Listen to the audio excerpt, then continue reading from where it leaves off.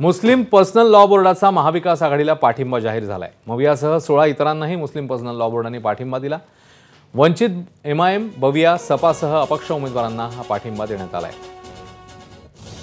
दरम्यान एमआयएमच्या इम्तियाज जलील वगळता दोघांना मुस्लिम पर्सनल लॉ बोर्डाने आता समर्थन दिले।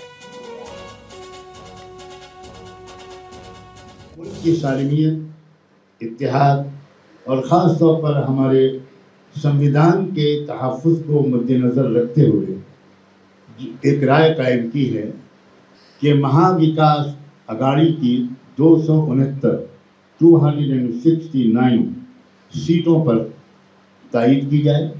169 मराठा और ओबीसी कैंडिडेट्स के नुमाइंदों की तायीद हम कर रहे हैं और 40 अदर कम्युनिटीज़ के लोग हैं, लिंगायत हैं और बहुत से जैनी हैं, अलग अलग कम्युनिटीज़ के जो लोग हैं उनकी तादाद 40 है और 53 SC ST समाज के कैंडिडेट्स की तायीद का फैसला किया गया है, सपोर्ट का फैसला किया गया है और 23 मुस्लिम कैंडिडेट्स के सपोर्ट का फैसला किया गया है।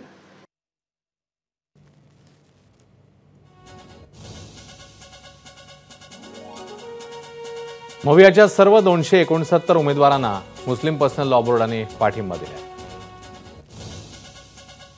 मविया व्यतिरिक्त इतर पक्षातल्या 16 उमेदवारांनाही मुस्लिम पर्सनल लॉ बोर्डाने पाठिंबा जाहीर केला।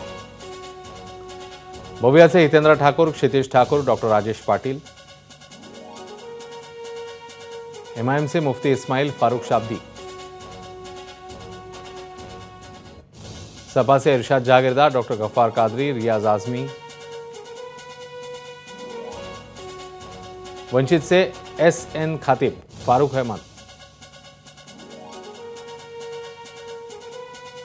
राजरत्न आंबेडकर, डॉक्टर अभिलाषा गवतारे, अब्दुल हाफिज अब्दुल गफार, डॉक्टर ज्योत्स्ना जाधव यांना हा पाठिंबा जाहीर झाला। आता बातमी सोलापूरमधून आहे। एमआयएमचे खासदार असदुद्दीन ओवैसींना सोलापुरातल्या प्रचार सभेत भर स्टेजवर पोलिसांनी नोटीस दिली आहे। प्रक्षोभक भाषण करू नये यासाठी नोटीस बजावण्यात आली। तर भाषणात ओवैसींनी नोटिशीतील इंग्रजीत झालेल्या चुका वाचून दाखवल्या। तर नितेश राणे आणि देवेंद्र फडणवीस यांच्यावर देखील त्यांनी टीकास्त्र सोडले।